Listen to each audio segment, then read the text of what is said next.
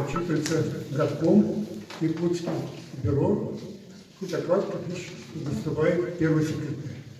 Первый секретарь Якутского городского комитета партии у нас Сава Анатольевич Мышев. Он сегодня, его нет, он находится в данном случае на учебном пункте.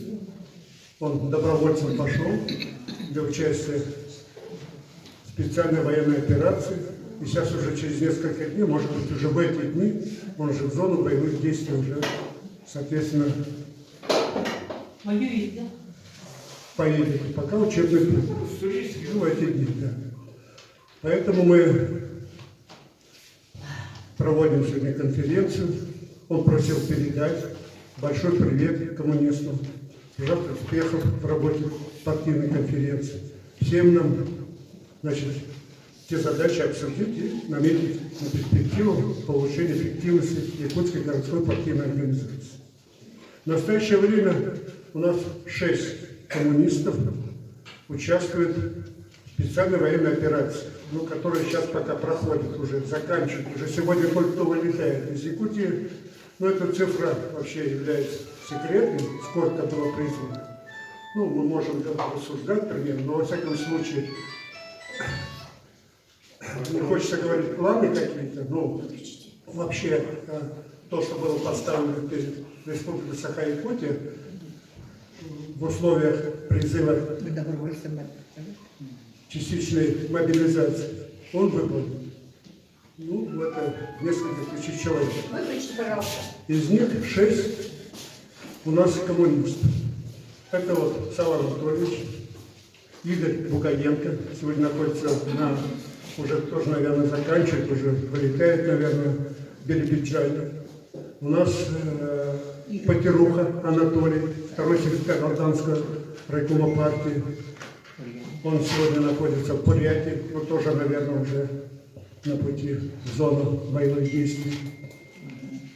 Игорь Бугаенко, Потеруха, Сава Анатольевич, Романов Александр находится в Уссурийске, наш комсомолец. Паша Шерстяников находится, он уже воюет, уже несколько, более 2 месяцев воюет. Паша фельдшером в компании, тоже в зоне боевых действий.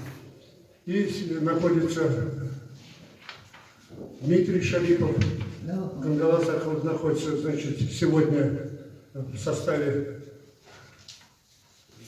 наших товарищей, которые мобилизованы, частичной мобилизации находятся и ждут отправки. Может быть, сегодня вечером, может, завтра утром, может быть, уже в эти часы улетят. Пожелаем им вообще, конечно, здоровья. Пожелаем выполнить все стоящие задачи. Поблагодарить их за мужественный поступок, как и всех, которые наши земляки участвуют. Сегодня задача, которая стоит, оказать помощь семьям, которые здесь остались, те, которые получили уже ранения. И по этому направлению созданы и по линии главы республики определенные структуры. Первое, скажем, оказание гуманитарной помощи, которую возглавляет Михайлов Георгий Николаевич, оперативный штаб по гуманитарной помощи, я являюсь заместителем этого штаба, как активной организации, первый секретарь, как человек, который вместе с партией участвовали мы с самого начала в оказании гуманитарной помощи. Создана комиссия по оказанию поддержки семей, тем, кто призвался по решению всех вопросов в период частичной мобилизации. Это во главе с первым заместителем председателя правительства Садовником Дмитрием Дмитриевичем. Это тоже комиссия работает. 25 октября состоится очередная сессия Госсобрания Алтумана. Поступает много вопросов. Рассмотреть, вопросы, связанные с ходом частичной мобилизации. Принято решение для того, чтобы все эти вопросы обсудить, заслушать информацию органов исполнительной власти и Госсобрание Алтумана. 19 числа проводится круглый стол. Круглый стол с участием депутатов, которые уже будут приезжать на сессию, с участием общественности, с участием наших организаций, военизированных, которые сегодня, ну все, которые обсудим все вопросы, заслушаем от частичной мобилизации, все решения этих вопросов. Поэтому мы будем от вашего имени участвовать там конкретно и готовимся к этому. Не просто придем 19, а мы сейчас к этому готовимся.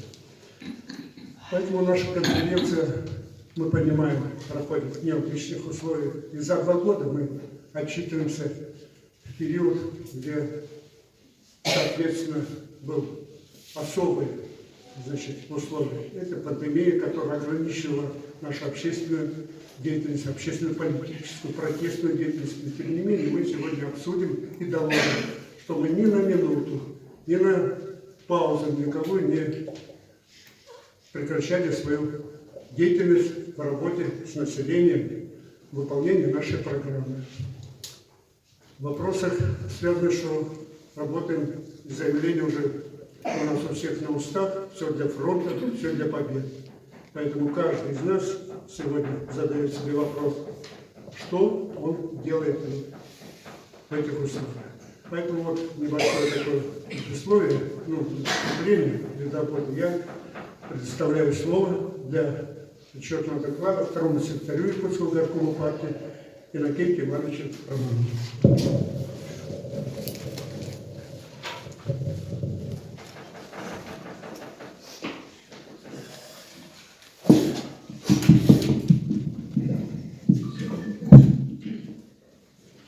Уважаемые товарищи, мы собрались на нашу конференцию в сложных международных, внутриполитических условиях нашей Родины, когда блок НАТО, страны Запада во главе с Соединенными Штатами развязали против нас так называемую гибридную войну, пытаясь использовать в борьбе с Россией как внешние силы, прежде всего бандеровскую власть в Украине, так и внутренние силы, внутренних русофобов и антисоветчиков, так называемую пятую колонну. В условиях обострения военных действий на Украине в стране была объявлена частичная мобилизация граждан вооруженной силы Российской Федерации. Вы знаете, вот сейчас Виктор Николаевич только что доложил вам, да, что из наших рядов были призваны и ушли добровольцами на защиту Родины первый секретарь Якутского горкома КПРФ Сава Михайлов, секретарь первички Жатаевской номер 8 Игорь Бугаенко, и другие товарищи. Виктор Николаевич уже сказал, да, действительно, пожелаем им удачи и скорейшего возвращения с победой домой. По инициативе Якутского городского отделения общероссийского общественного движения «Дети войны» Зиной Дмитриевны Винокуровой начался сбор теплых вещей для наших мобилизованных воинов, который поддержал Якутский горком КПРФ. В частности, они буквально вчера сдали вещей на где-то 85 тысяч рублей. Согласно решению Президиума ЦК КПРФ, в этом году проходит отчетно-выборная кампания в первичных и местных отделениях КПРФ по всей стране. Якутский горком отчитывается в основном за период работы в 2021-2022 годах. Точнее, с 24 декабря 2020 года и по 14 октября этого года. Виктор Николаевич уже сказал, да, ввиду того, что первый секретарь у нас отбыл в армию, значит, с отчетом выступаю я. Насколько смог, я его подготовил. Конечно, он будет, может быть, достаточно общим. Я думаю, выступление товарищи дополнят, может, что-то исправят. И этот доклад. Значит, в данный период отчетный работали первым секретарями Дмитрий Фаидович Шарипов, год с небольшим, и сам Анатольевич Михайлов. Так, значит, за этот период из жизни ушли заслуженные ветераны партии труда, наши ветераны, в числе которых такие известные люди, как Александров Василий Кремович, Анисимова Клавдия Алексеевна, Местников Иван Иванович, Афанасьев Михаил Иванович, Сибиряков Максим Николаевич и ряд других уважаемых наших соратников. Прошу почтить их память минутой молчания.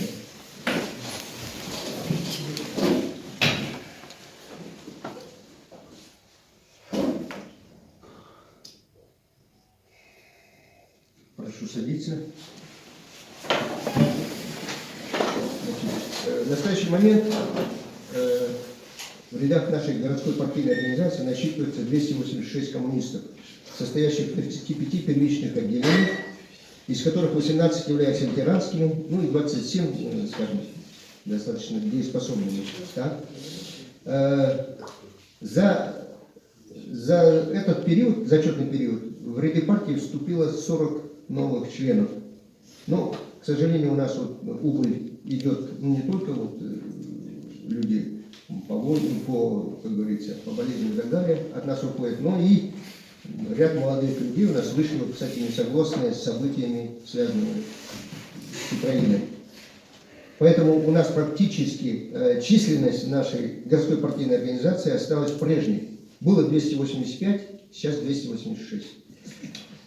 Значит, к сожалению, вот если в 2021 году мы приняли 35 новых членов партии, то в этом году мы приняли пока только 5 человек, за что нас справедливо критикует Республика партии, и ставит перед нами задачу, чтобы каждая первичка до декабря месяца, потому что в декабре надо уже отчитываться перед ЦК, каждая первичка приняла хотя бы по одному человеку в качестве призыва КПРФ в честь столетия СССР. Вот такой призыв был объявлен и ЦК, и у нас в газете. Вот. У нас уже есть на подходе кандидаты, вот в частности из рядов нашего комсомола 3 человека уже, как говорится, подали документы.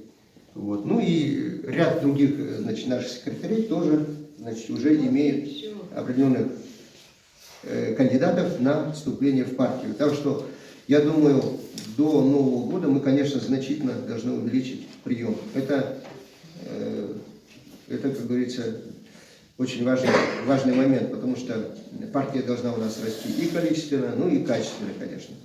Так, теперь,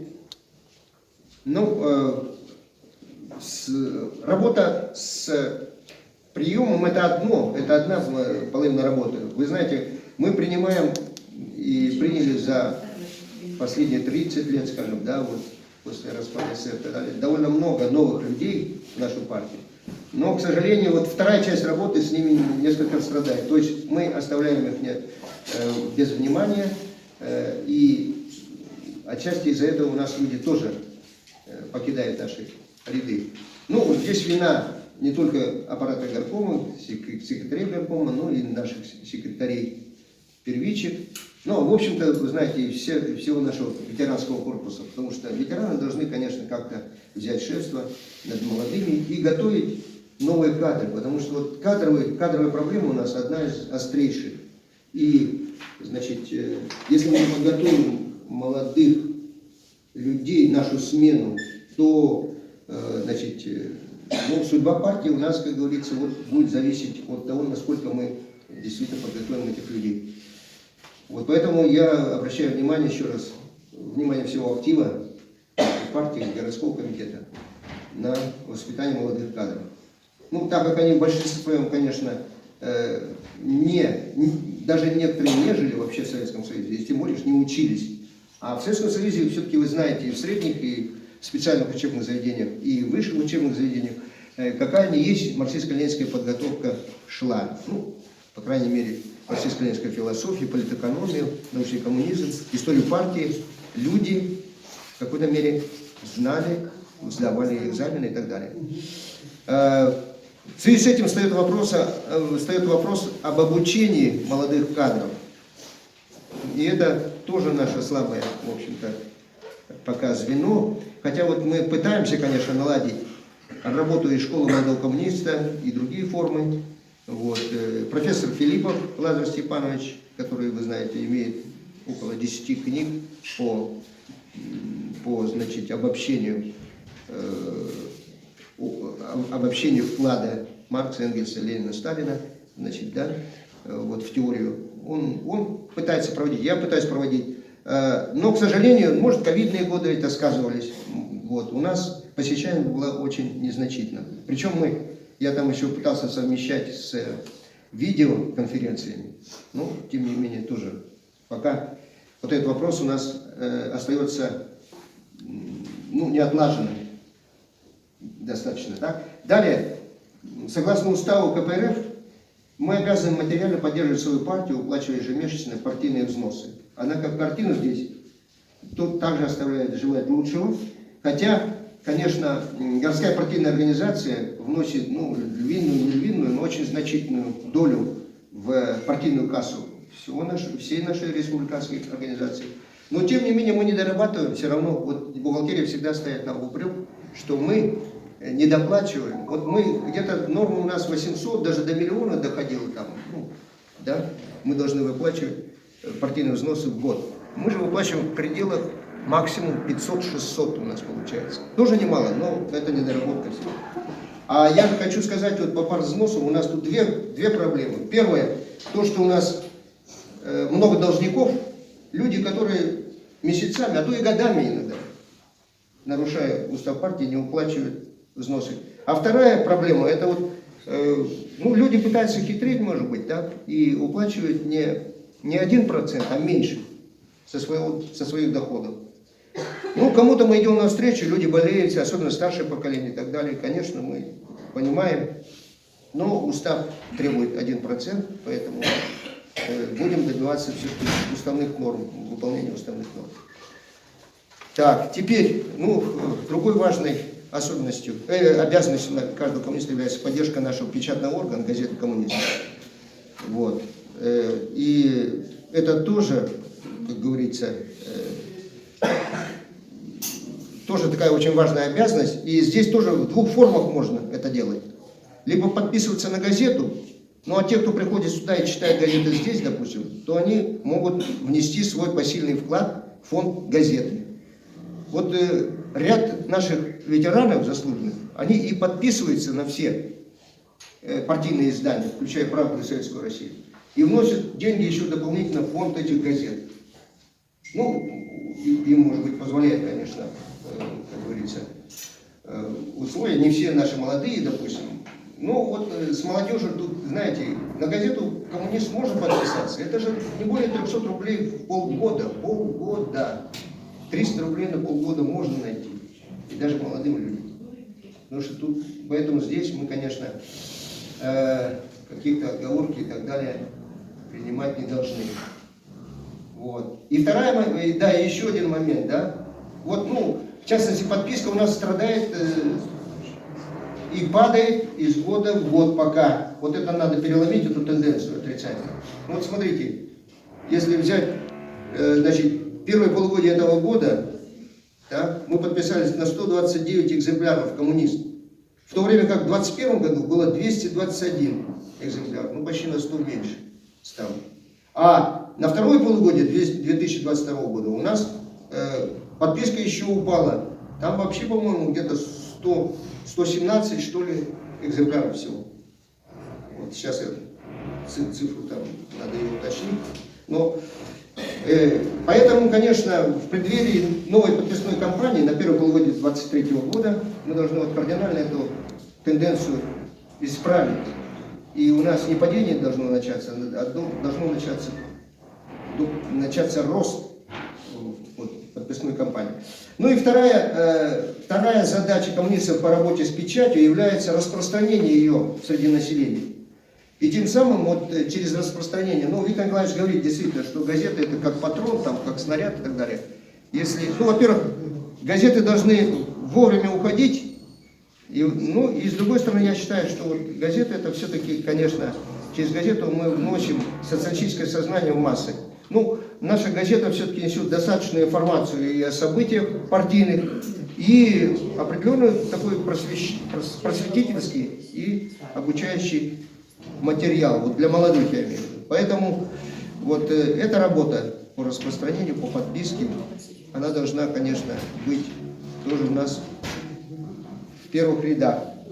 Ну, я вот просто иду по 5 вертикалям, да, пока, значит, вот, наконец, важнейшей обязанностью по Ленину коммуниста является активное участие в жизни партийной организации во всех его массовых мероприятиях. Ну, вот вы помните еще, когда партия создавалась, РСДРП, второй съезд, мартовцы что предлагали, меньшевики в будущем, да? Что вот, платите взносы, и все. Это сейчас многие партии делают, Единая Россия, ЛДПР, кто угодно. Взносы платят, все, они члены партии. а участвовать в работе организации они не обязаны.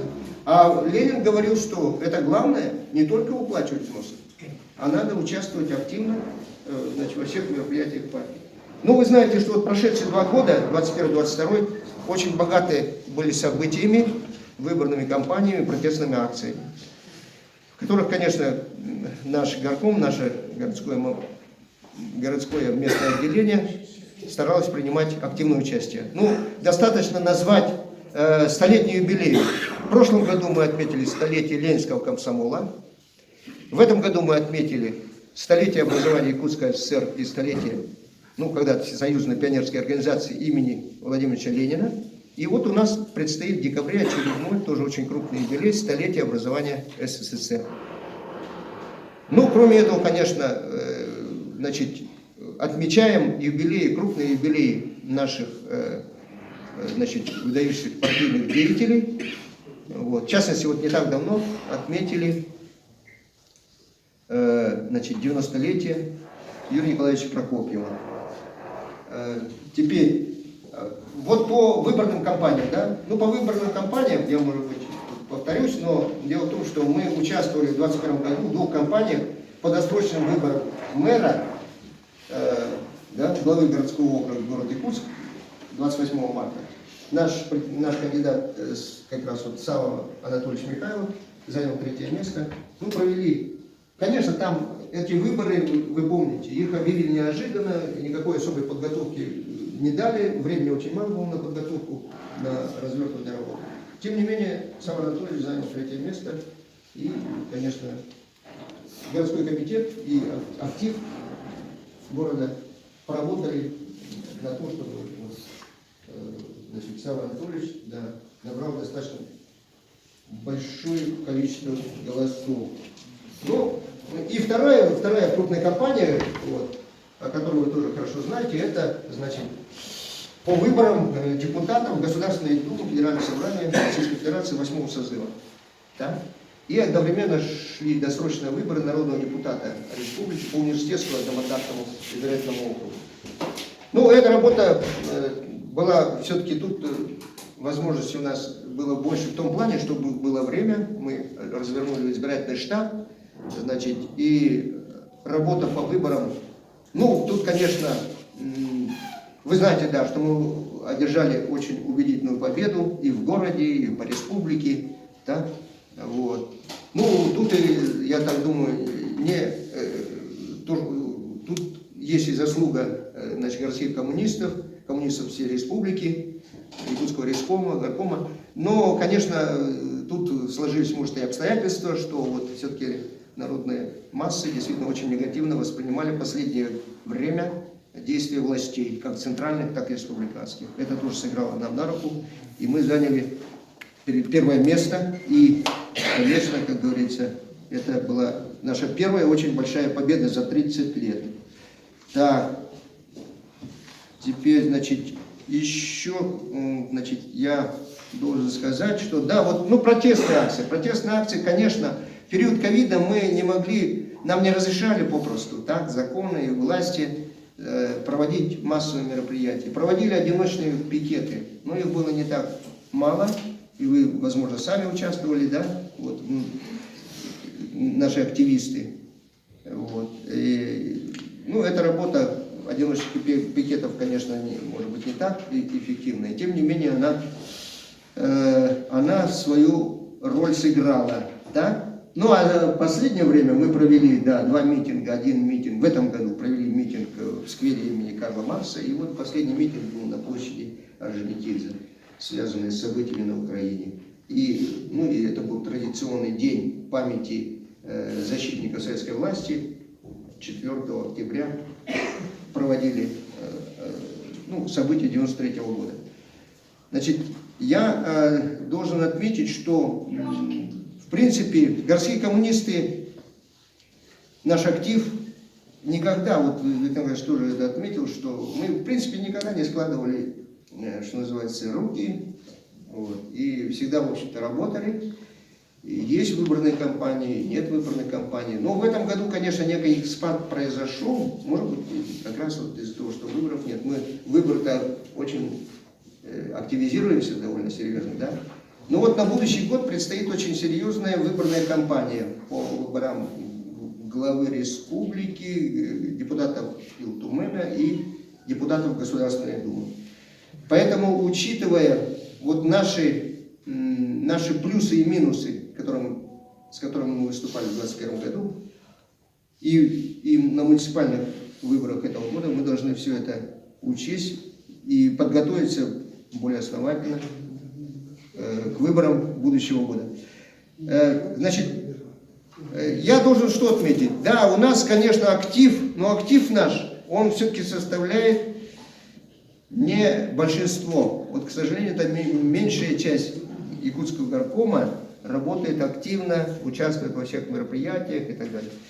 У нас есть все-таки немало людей, вот, кстати, из тех молодых, которых мы напринимали, но, к сожалению, мы как-то не подтягиваем к нашей работе, да, это наша проблема. И, значит, есть первички, которые действительно очень серьезно ослабили свою ответственность, партийную дисциплину.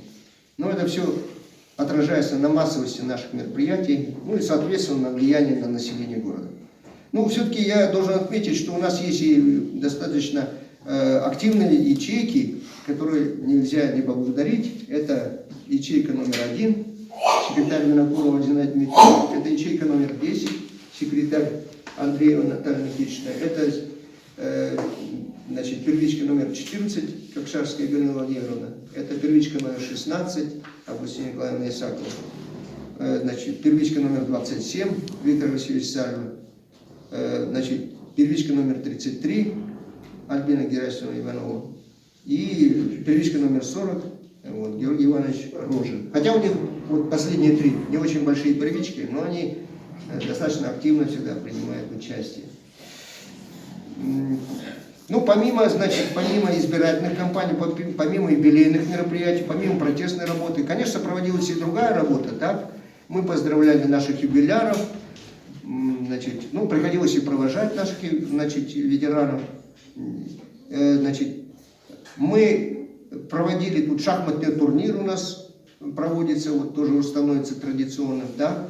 Далее мы стараемся все-таки наших коммунистов, ну, не только, как говорится, критиковать, значит, вызывать на какие-то вот мероприятия протестного и другого характера, ну, вот проводим и некоторые праздничные мероприятия, ну, в частности, вот, встретили неплохо 22-й Новый год, там нас собрали, массовое было тут поздравление. Так что в целом работа, конечно, идет. Но я еще должен вот что добавить, что, значит, ну, если говорить про ответственность и дисциплину коммунистов, тут, конечно, нельзя снимать, ну и вообще за ослабление работы нашего, вот в этом году, немножко ослабление все-таки есть, да. Тут, конечно, в определенной мере виноват аппарат горкома, мы, может быть, не дорабатываем, так. Ну, нельзя снимать ответственности, конечно, с секретарей первичек, да и самих коммунистов, которые сознательно вступали в ряды КПРФ, чтобы бороться за ее дело.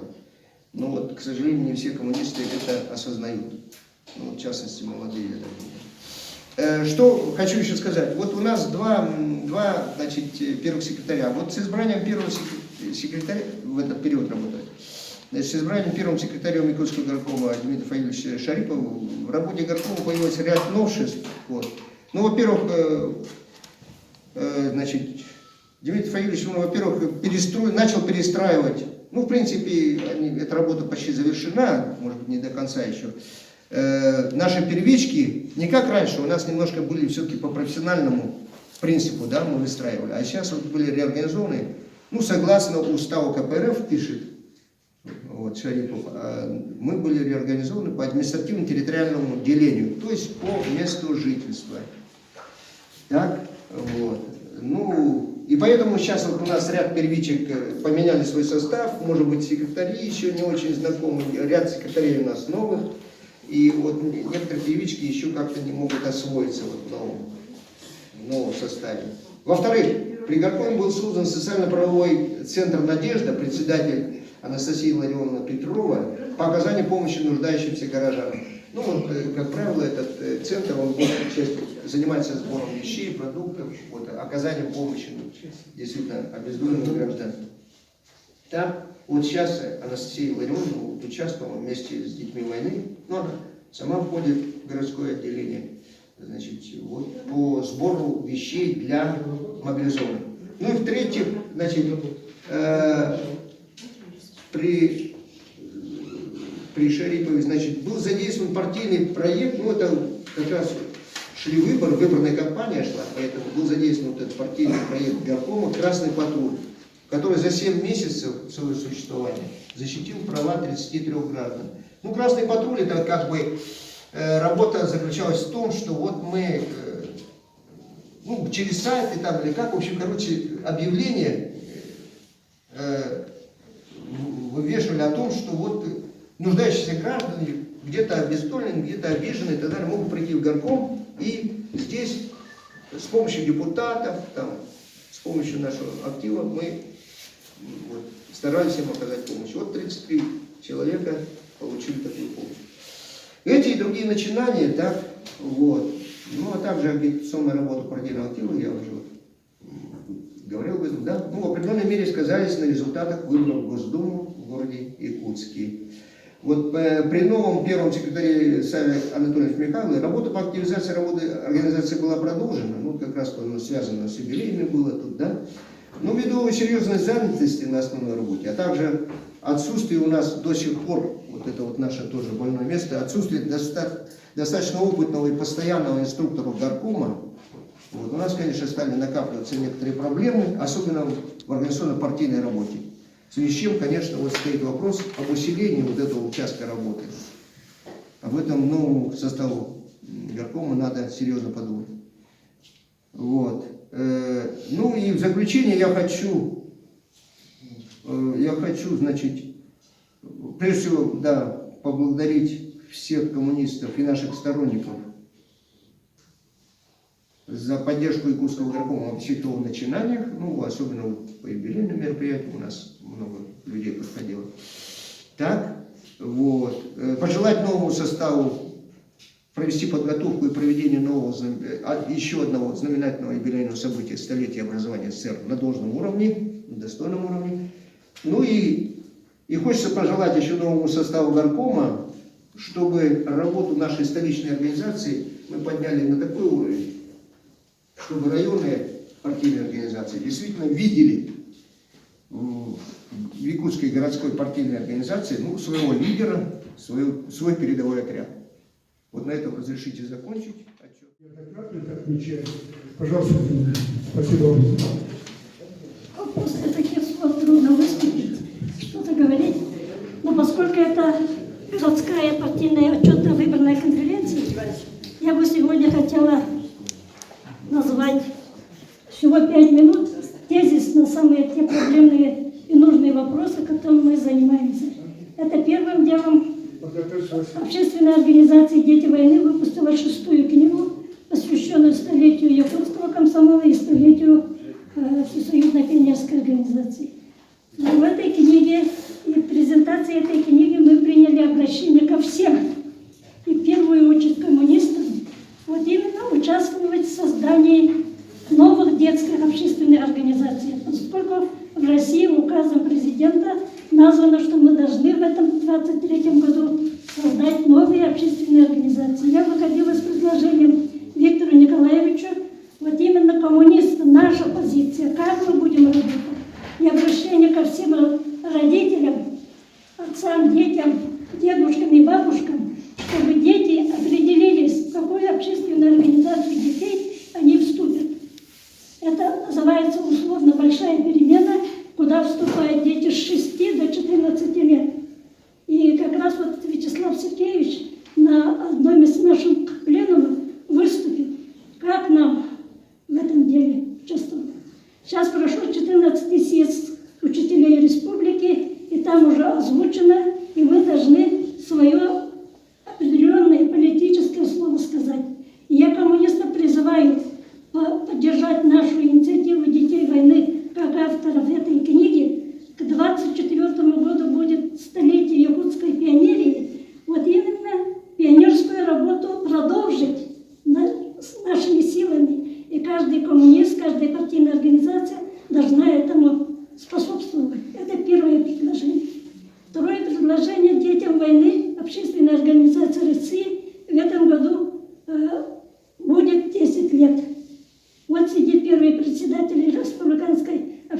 организации «Дети войны» Георгия Михайловича Кеня, мы должны нынче отметить десятилетие этой организации. В связи с этим общественно-городская детская общественная организация «Дети войны» делаем 7-ю книгу «10 лет общественной организации «Дети войны». Эту книгу мы хотим получить в ноябре и провести городское мероприятие, посвященное десятилетию этой организации. Поэтому я призываю, кто здесь вот, «Дети войны» или партийные организации, в этом отношении я еще раз хочу предложить, еще раз хочу акцентировать, что было время, когда все партийные организации были закреплены за округами. И тогда, вот помните, 205 год, 70-летие Победы, мы вручали орден, медаль «Дети войны». Все партийные организации участвовали. А потом все это затухло. Я в каком-то пленуме тоже выступила. Давай же возродим эту работу.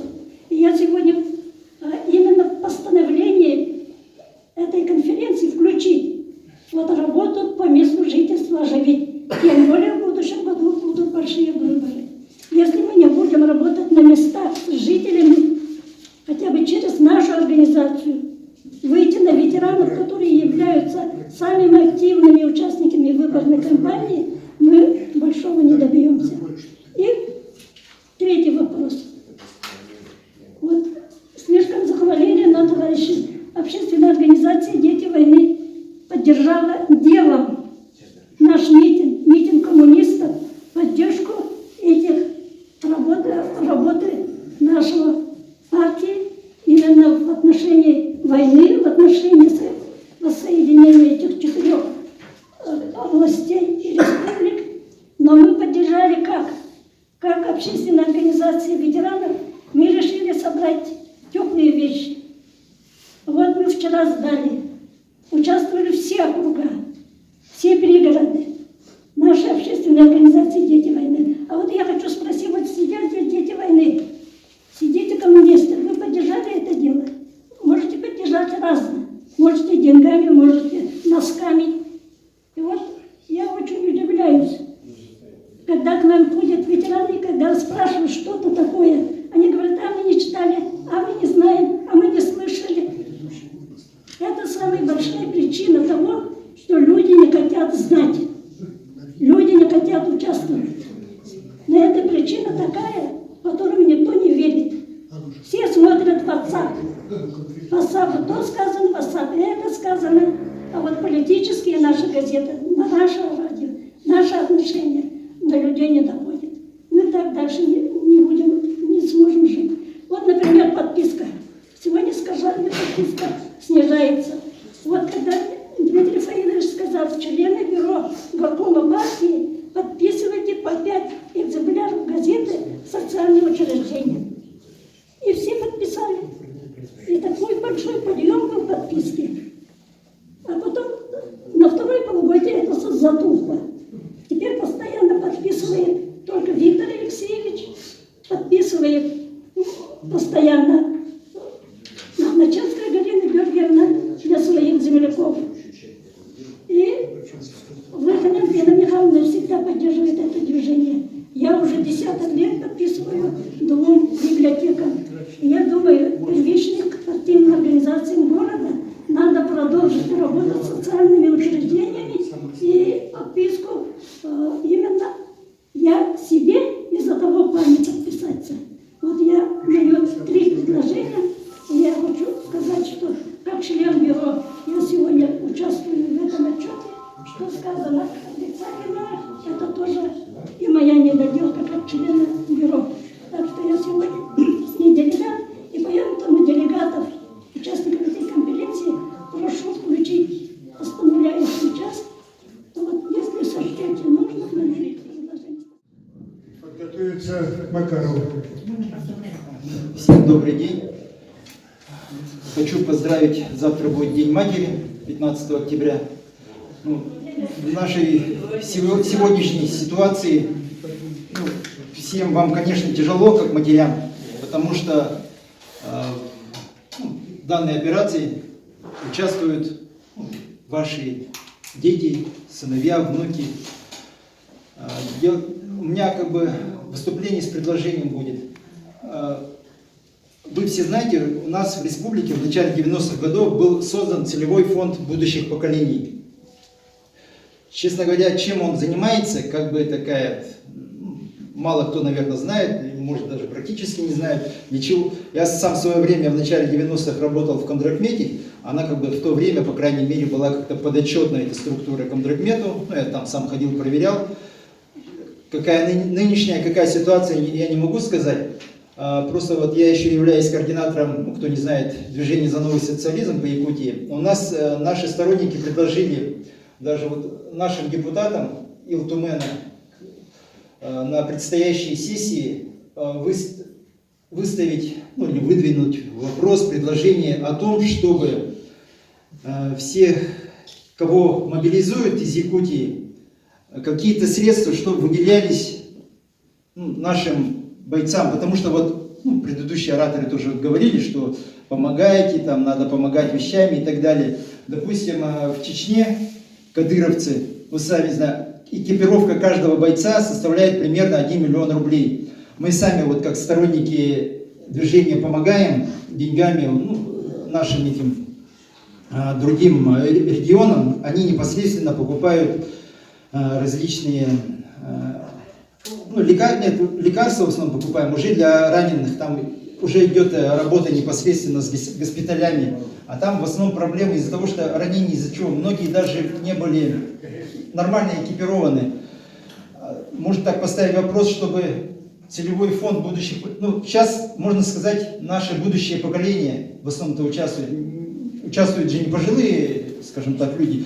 Буквально вот, допустим, вчера мы хоронили сына нашего сторонника с нашего движения, погиб парень, 27 лет, сам он с Покровска, Павлов Алексей Александрович. Он на Украине, он был контрактником до этого, служил в Мурманской морской пехоте. С марта он был там на Украине. Летом был ранен, сюда приезжал на побывку, на лечение, на отдых.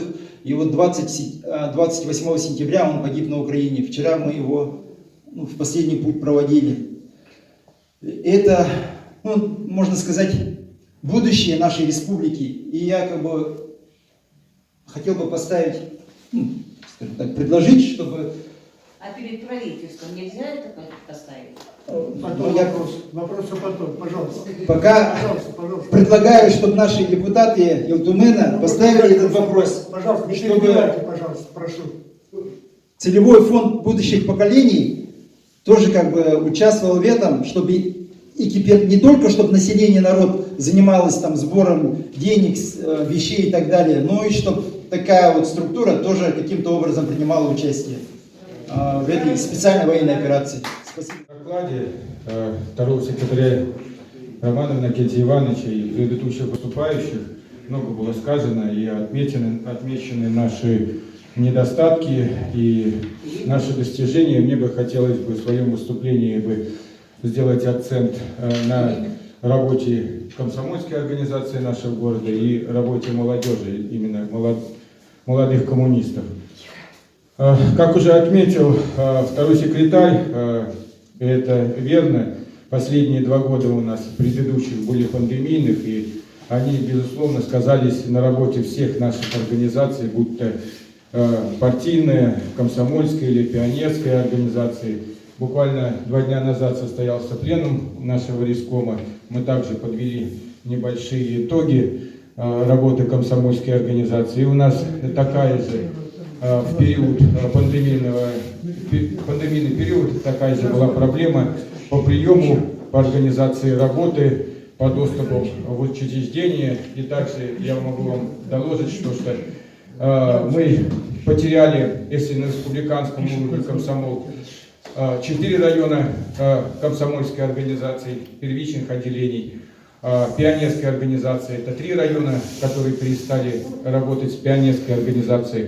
Но, скажу, с начала 2022 года молодежь и наши партийцы по работе с молодежью и пионерскими организациями, можно сказать, трепенулись ввиду, конечно, и множество юбилейных дат, которые в последнее время у нас выходят. Мы в этом году праздновали столетие СССР, столетие пионерской организации и провели хорошие приемы. Например, комсомол в этом году только городская организация смогла привлечь для участия своих мероприятий, например, посвященной пионерской организации мы объявили 3 конкурса в республике, это 2 федеральных и 1 наш республиканский, поучаствовало около 2000 детей. Каждый из этих детей получил подарок, каждый был отмечен.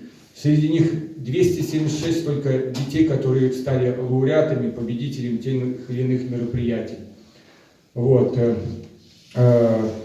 Районы. В данный момент пионерской организации мы до 19 мая было принято, за последнее время, можно сказать, рекордное количество пионерских организаций за один день, 410 детей. И хотя мы потеряли, допустим, те же районы, количественным приемом в этом году мы восстановили тот же состав пионерской организации. Также комсомольская организация в конце того года ставила задачу на отчетной выборной конференции в честь столетия ЯСР принять 100 комсомольцев. В этом году на июнь в комсомол было принято по 6 районам нашей республики 114 комсомольцев.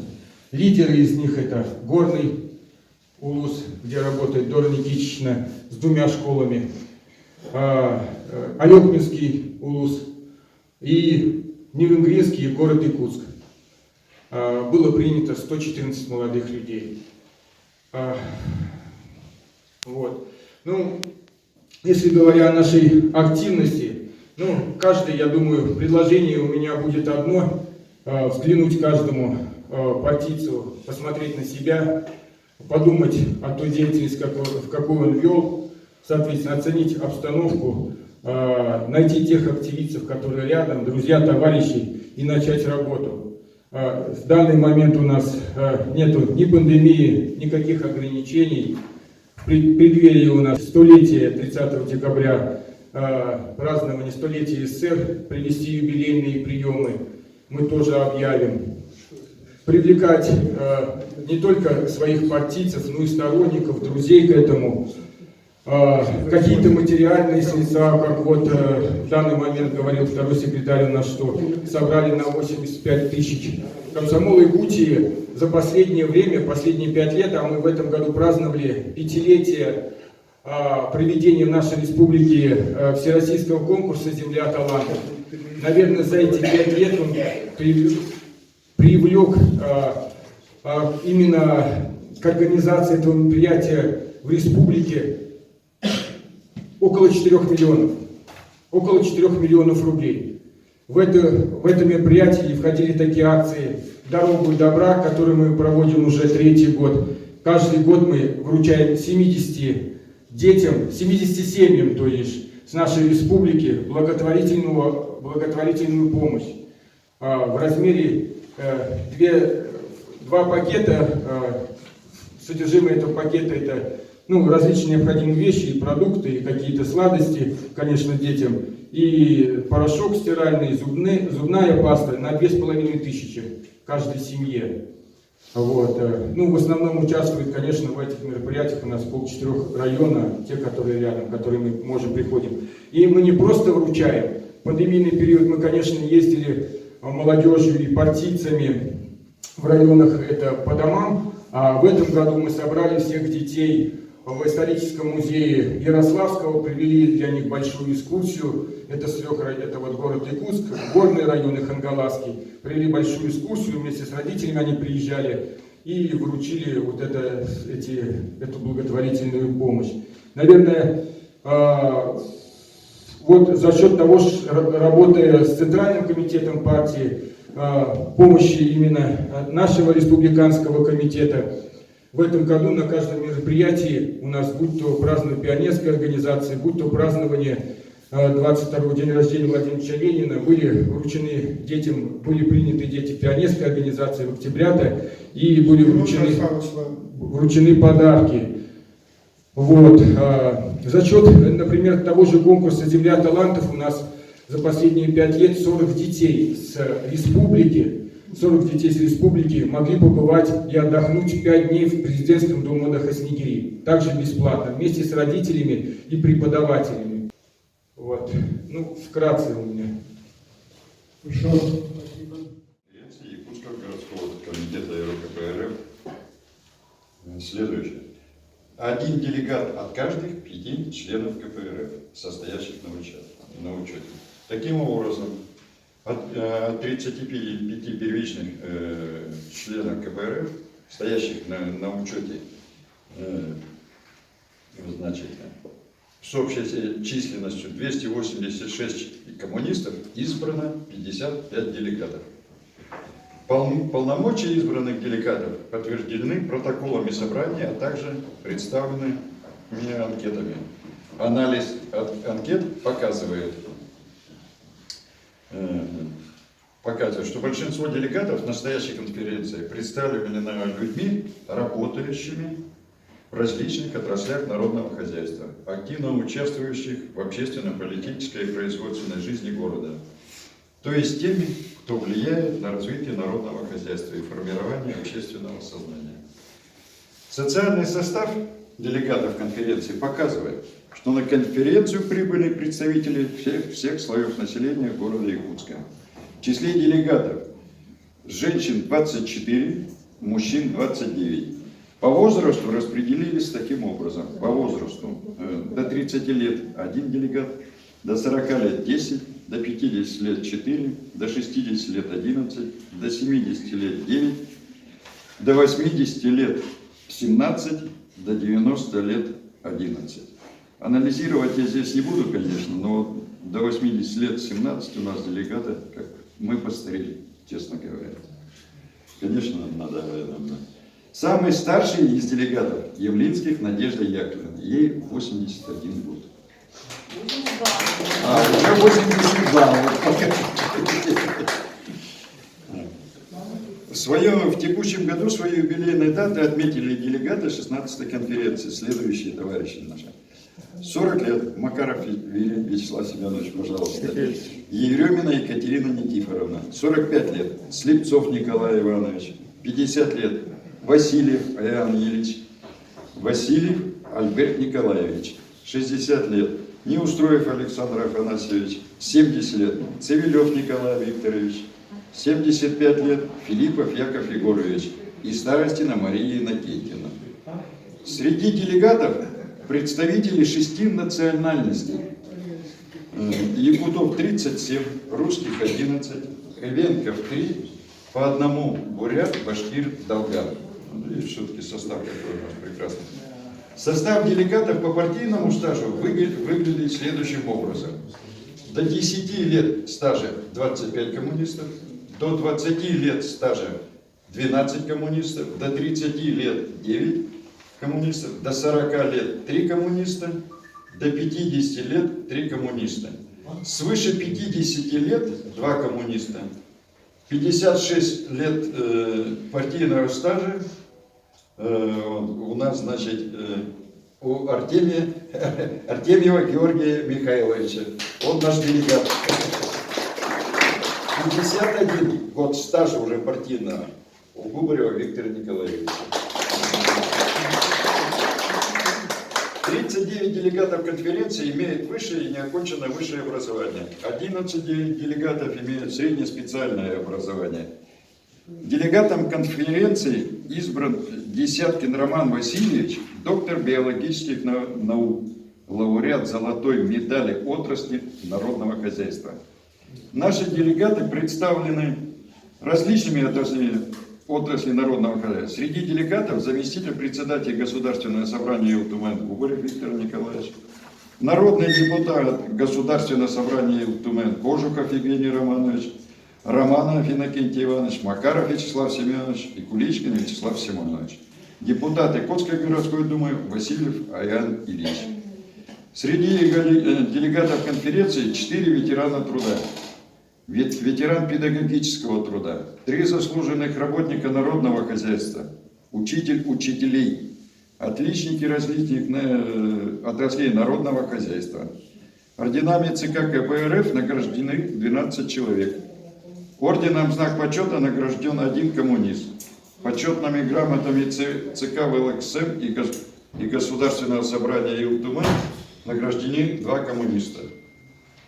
Большинство делегатов имеют также ведомственные награды и медали за добросовестный труд в различных отраслях народного хозяйства. Перечислить их, все эти медали, конечно, очень сложно. Тем более у нас много памятных медалей, как говорится, и от ЦК партии, и от правительства, ну как сказать, они приурочены к нашим датам большим. К юбилею матери были приведены, 100 лет комсомола. И их не перечислить. И награжденных среди вас, я думаю, тоже очень много. Тоже хочется вас поздравить.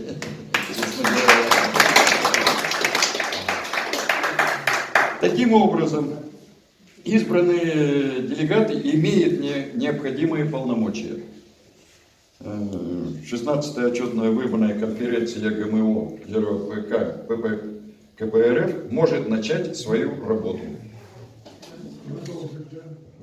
Хочу поблагодарить своих товарищей, старших товарищей, Зинаиду Дмитриевну, Кокшасу Галину Владимировну и молодого нашего партийного секретаря Вячеслава Сергеевича Макарова за то, что вот обратили должное внимание на юбилее пионерии, столетия пионерии. Лично я вот побывала во многих мероприятиях в этом году, в прошлом году мы очень активно, пионеры очень активно участвовали во всех мероприятиях юбилея комсомола, так и на этот раз в этом году будет день рождения Владимира Ильича Ленина, будет 19 мая, будет 1 мая. Мы приняли самые активные, наши пионеры приняли самое активное участие. И летом даже многие улусы организовали чисто пионерские слеты. Вышло очень много пионерских книг воспоминаний. Я хочу поблагодарить Мугудаевскую среднюю школу. Они тоже включили вот юбилейную книгу вот, моих пионерских там этих тоже мероприятий. Везде шли очень, организовались презентации на уровне даже Дома правительства. Усть-Алданском, Мегино-Кангаласском, Чурчинском улусах чествовали на должном уровне пионер-вожатых. Среди вот авторов книг я отмечу вот Зинаиду Дмитриевну, вот уникальная книга по истории комсомола и пионерии. Столько интересных, столько уникальных воспоминаний мы получили от старшего поколения. И это будет даже на столе нашей книгой, нашим путеводителем. Спасибо, если у вас будет возможность, можете также издавать свои книги, воспоминания по комсомолу, по пионерии. Сейчас, в наше время, мы как никогда должны сплотить свою молодежь и воспитывать патриотизм. Только тогда к нам придет настоящая победа, настоящее процветание в нашей стране. Как коммунист, как вот мать, конечно, я переживаю за военный режим. Наших сыновей, наших друзей мобилизуют. Я на днях была вот на юбилее родной школы, да, и организовала встречи пионерские вот в своих классах, вот в Дюсе и в Бяге, да, я встречалась со всеми учащимися и выступала насчет патриотизма, насчет того, что вот мы едины во всех отношениях. У нас Родина одна, и мы должны, как патриоты, поддержать всю политику нашей страны в это трудное время.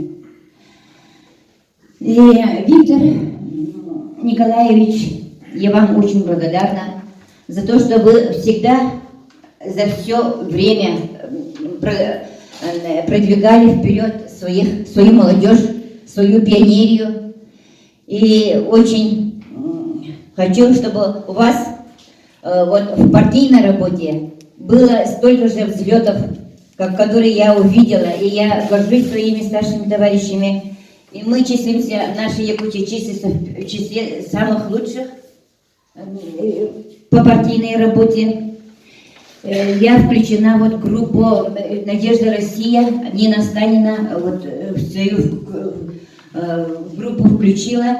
Наши женщины участвуют во всех акциях всероссийских, конкретную помощь оказывают вот Донбассу и детям, которые остались сиротами.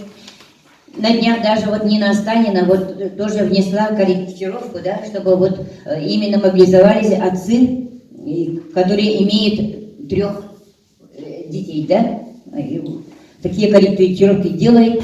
Они везде тоже организовывают акции помощи, гуманитарной помощи. А вот насчет пионерии, можно говорить, что наши женщины, Надежда Россия, в основном, они тоже основной костяк в России. Так что вот, спасибо за внимание.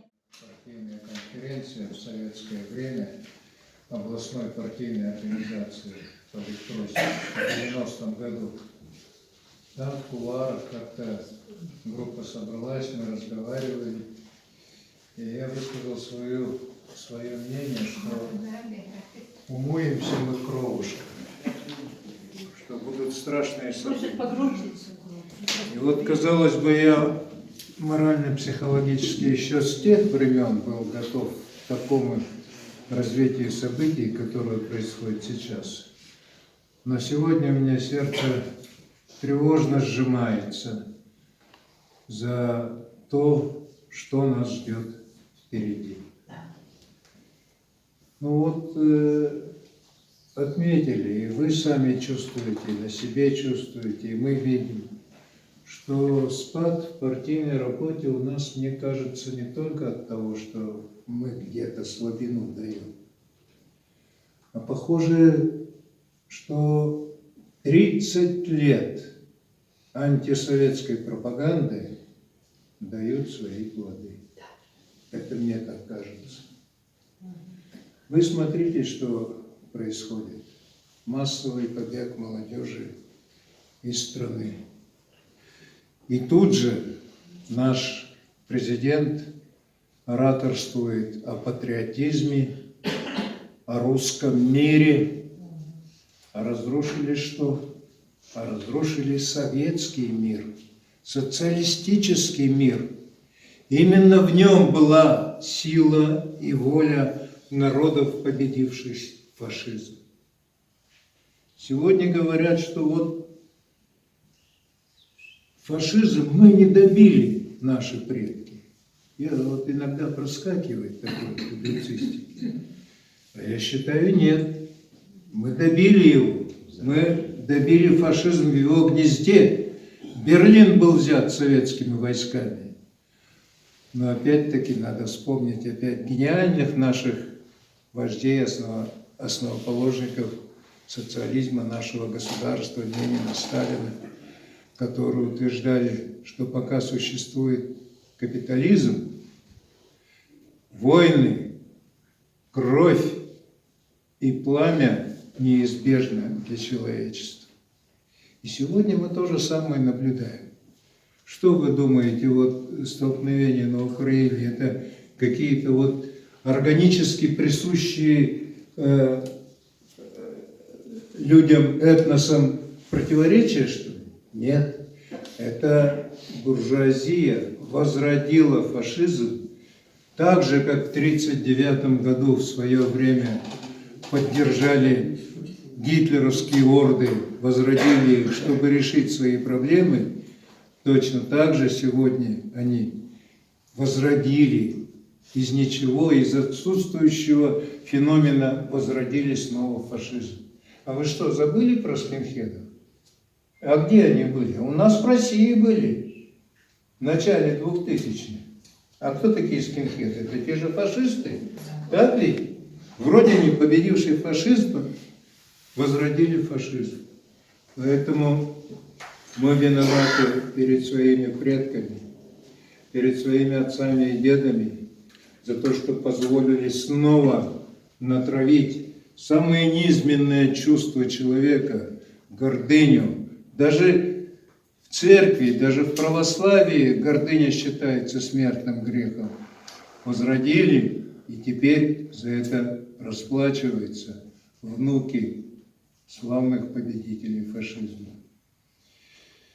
А кто нами правит? Нами правит человек, вот, говорил же, что он ссылается на идеологов фашизма. Путин, когда говорит о всех своих сегодняшних достижениях. А как может быть консолидация, как может быть взаимодействие между, как говорится, олигархом и рабочим человеком? Не может быть в принципе такой консолидации. Вот и за 30 лет воспитанного пофигизма, воспитанного, значит, вот жульнического такого подхода к жизни, рвачеству, и часть молодежи бросилась в бега с тем, чтобы не участвовать вот в этих вот делах. Встает вопрос, как нам быть? И мне кажется, что вот твердая принципиальная позиция Коммунистической партии Российской Федерации, нашего лидера Геннадия Андреевича Зюганова, многим пришлось не по нутру тем уже, кто за 30 лет перевоспитался. Именно поэтому при всех наших усилиях, наверное, мы наблюдаем спад в нашей работе. Это же гигантская машина идеологическая, которую, значит, создали с помощью своих пропагандонов действующая власть, давит, влияет на мозги, и все становится, как говорится, с ног на голову. А тот человек, который обвинял, что в советское время выпускали только калоши, которые продавали африканцам, чтобы ноги песок не жег, юморист нашелся, вновь появившийся. Вообще в мире сегодня странами правят одни артисты, юмористы и хохмачи. А кто сказал, что истребитель 5-го поколения Су-57, он ведь был запущен в небо, первый экземпляр в 90-м году, в советское время, советская разработка, советская техника. А вспомните Сахарова, перед тем, как он вот поддался этим вот идеологиям. Он же предлагал Соединенные Штаты Америки во времена вот Карибского кризиса, то есть после этого уже тоже обострение было, уничтожить чем? Посейдоном, который сегодня выдается как за супероружие. То есть опять советская разработка. А все эти «Катюши», все эти «Ураганы», все это советская разработка. Где наши последние достижения? А ничего, мы сегодня, оказывается, почти на 80% в авиастроении, значит, используем зарубежные элементы. Уничтожили собственную техническую интеллигенцию, уничтожили собственный военный. Вы представляете, сегодня мы с вами собираем на войну наших детей и внуков, собирая им амуницию. Это как понимать? Ведь у нас в советское время была армия в количестве 3 миллионов человек. Сейчас 1,5 миллиона было до военных действий. И куда все делось? Кто растащил, кто разворовал. А чем занимается? Да еще до Шойгу там постарались. Типа Табуреткина и прочее, и так далее. А Васильева, которая главный был этот финансист в армии, ей вернули 2 чемодана драгоценностей, которые первоначально изъяли. 2 чемодана. А заказчика освободили? Да. Чубайс сейчас спокойно, значит, проживает. Поэтому, дорогие друзья, несмотря ни на что, даже при этой ситуации мы должны это понимать и должны это в своей работе использовать, что Родина – это не власть. Власть может быть разной. Родина – это как в той песне, тропинка – это соседи добрые. Это родная кровь, где ты родился, где ты впервые полюбил, вот где Родина. А власть это как мы с вами решим. Поэтому Родину надо защищать. Отбросить в сторону все сомнения. Мы должны защитить Родину, спасти Родину и еще раз убрать фашизм с планеты Земля и решить со своей властью. Вот для этого нам нужны силы. Для этого нам нужно понимание. Для этого нужен наш весь огромнейший опыт великих наших предков, великих наших руководителей. Вот я желаю, чтобы, несмотря на то, что здесь мы в основном все люди старшего поколения, чтобы хватило у нас сил и воли, чтобы дожить до того времени, когда плотно, стройными рядами за нами пойдет наша молодежь, которой мы сумеем объяснить, что такое жизнь, что такое советский мир, что такое советский народ. Спасибо.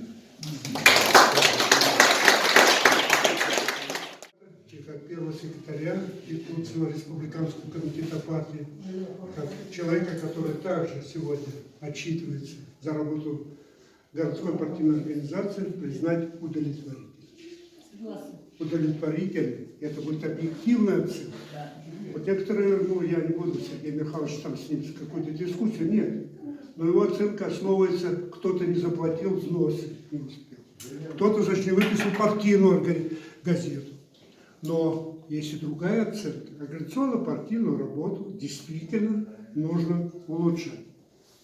Если коммунист вступает в партию, мы забыли о том, кто рекомендует же каждого из них. Рекомендующий не помогает ему выполнять партийное поручение, понять свое место в партии. Он же пишет, активно участвует сам. Сам должен платить взносы раз в месяц, выписать газету 2, участвовать в партийном 3, иметь постоянное партийное поручение 4, работать среди населения по доведению программы мобилизации масс на ее выполнение. 20 шагов преображения России. 10 шагов, которые шла программа Государственную Думу. И вот здесь, за эти 2 года, ни один день здесь, в горкоме, двери не были закрыты. Ни один день. Не прекратило ни один день общественного приема, куда десятки, каждый день сюда приходят. Могу только один вчерашний день привести, кто был на приеме. И пришел в Компартию, где бы не были они, в Единой России, там, у чиновников и так далее. Вы тоже провели пример. Значит, 11 лет боремся за участковую больницу, за больницу, поликлинику. И мы здесь за это время, за вот эти 2 года, скажем, и предыдущие все 30 лет, Центральный комитет партии не снижал свою работу среди населения прежде всего. И городская партийная организация, об этом у нас говорят и результаты работы. Главная задача какая? Организационно-партийная вертикаль должна способствовать улучшению, материально поддержать, чтобы мы могли проводить мероприятия, финансировать их, другие вопросы, наглядная агитация, реклама и так далее. Мы каждый номер газеты у нас стоит 40 000 рублей. Каждый номер, их 2 выпускаем. 100 000 рублей мы тратим на газету «Коммунист». Она должна доходить. Каждый из нас, каждый из нас. Потому что сколько бы ни говорил секретарь горкома или Губарев, там, надо. Но если каждый из нас не будет распространять 20 номеров газеты в месяц, тогда она так и будет лежать. Поэтому и за это время главная задача была работа с населением республики, в том числе в городе Иркутске, она не прекращалась, она проводилась, несмотря ни один митинг, чтобы мы, тот, который был заявлен, мы не пропустили, ни один. Не то, что не пропустили, мы их организовывали. И в сквере Карла Маркса, и на площади Орджоникидзе последний митинг, и в пандемии на площади Гагарина и так далее. Ни один. Но сам вопрос, конечно, об участии, Вот здесь нужно тоже сегодня подчеркнуть, что каждый коммунист прошел у нас митинг 29 сентября, прошел митинг, было 20 коммунистов. 20 коммунистов было. Значит, из них, наверное, ну, и депутаты Госсобрания, актив, а вообще 10 коммунистов было. Да. Но так не пойдет. Так не пойдет. Любой митинг это каждый должен прийти и привести с собой. Это же задача коммунистов. По итогам Государственной Думы. Это экзамен. Это экзамен, когда Государственная Дума в республике, партийная организация работала. 119 тысяч проголосовало за программу Компартии. Это же не просто так. Это 30 лет наши ветераны, наши все поколения работали с населением, которым плевали в начале 90-х годов в спину, бросали камни в спину и так далее. А сегодня голосует на первом месте поддержка программы Компартии в Российской Федерации. Республике Саха-Якутия это второе место в Российской Федерации. Второе место. А в городе Якутске за список партийной Компартии проголосовало 44%. Это наивысший результат в Российской Федерации. Это благодаря нашему населению, безусловно. Это благодаря работе на местах партийных организаций, безусловно. Но это результат, который нужен сегодня, безусловно, его своими делами практически подкреплять. Зависит от депутатов. Поэтому можно приводить примеры, что мы сегодня одна из необходимых политических сил, и в городе Якутске партийная организация городская одна из авторитетнейших сегодня. Ни одно публичное мероприятие не проводится, ни одно. И мы не потеряли свое лицо, когда праздновали столетие, не праздновали, отмечали столетие пионерской организации, столетие Якутской АЗС, не потерялись. Это и газеты выпускали, это и провели собрания на местах, где говорили о советской власти, об истории. И народ это понял, понимал, что советскую власть, она должна возрождаться. И сегодня эти 30 лет и последние 10 лет Геннадий Андреевич вернуться на советскую систему образования благодаря Компартии сегодня отменяет эту баллонскую систему и вводится программа уже, обязательно программы на основе советского образования. Я был участником 14-го съезда учителей. Половина всех выступающих было посвящено так или иначе советскому образованию. Вернуть трудовое воспитание, вернуть патриотическое воспитание, вернуть изучение нашей литературы, классиков, современности, которые воспитывали, да. Половина все говорили о патриотическом воспитании. Это Компартия. И законопроект, который добивается принять образование для всех, поправки будут приняты в этот закон. Потому что это сама необходимость. Поэтому оценка работе партийной организации удовлетворительная. Никаких нет сомнений. И завышенная, самооценка, самокритика, она хороша, безусловно. Но она для нас и должна быть для, действий, улучшений. Организационно-партийную работу, да, действительно. Но это от каждого зависит. Как бы там ни говорили, 10 лет не напоминают. Ну как можно согласиться, что когда день секретаря, 2 раза в месяц день секретаря проходит. Городской комитет партии, секретари за неделю начинают обзванивать, за неделю. Приходят 50% секретарей, обзванивать не содержание, чтобы обсудить какие-то важные вопросы, наметить задачи, потом их спросить выполнить, только чтобы пришли. Для этого пришли. Ну, надо ввести 15-го день секретаря, там 25-го второй день секретаря. Все. И больше, и все должны прийти. Не ждать звонка. И это у нас так вот. Личная дисциплина, согласен, нужно повышать. Оценку удовлетворительной сегодня в выступлениях это все прозвучало. Безусловно. И надо понимать, что эти 2 года и выборы в Государственную Думу, это же опять разыгрывалось слово, может быть, не так неудачно, но разыгрывалось кадр безопасность страны. Путин это единственный гарант безопасности страны. На это они делали упор. Административный ресурс бросили на выборах муниципального образования. Несмотря на это, мы 76 депутатов различных уровней провели. Это на втором месте после «Единой России». На втором месте. ЛДПР, «Справедливая Россия» там сзади. В таких условиях. И эта карта уже, не то что карта, этот лозунг уже не срабатывает, потому что вопросы принятия суверенитета ДНР и ЛНР в 2015 году, Геннадий Андреевич сказал, в 2015 году, а приняли только по истечении 8 лет. И все документы, которые связаны с суверенитетом, проект подготовил Компартии. И уже в 2014 году пошел первый конвой, сегодня 102-й конвой. И наша партийная организация участвует в гуманитарном конвое. В каждом. Поэтому нет. Есть чем мы сегодня сказать и подвести итоги. Над чем работать тоже есть. Поэтому я хочу поблагодарить.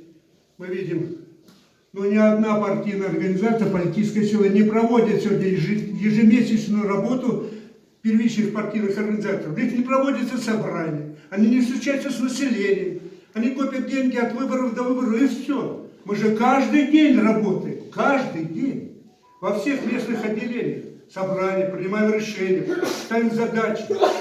Мы сами, наша партийная работа. Поэтому сегодня политическая сила и народ понял, что будущее вообще изменения – это прежде всего опора и поддержка Компартии.